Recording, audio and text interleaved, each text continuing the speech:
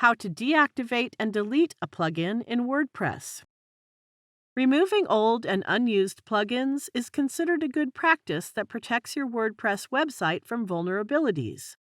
To do so, log into your WordPress admin dashboard. Go to Plugins and click Installed Plugins. On my website, I can view all active and inactive plugins. To deactivate a plugin, just click the Deactivate option below its name. The plugin has been deactivated, but it is still available, and I can reactivate it by clicking this Activate button whenever I want. If you don't want to keep this plugin and want to delete it forever, click the Delete option. It shows a success message. If you want to deactivate or delete plugins in bulk, select them all and then use Bulk Actions. Just select the bulk action you want to apply and then click the Apply button.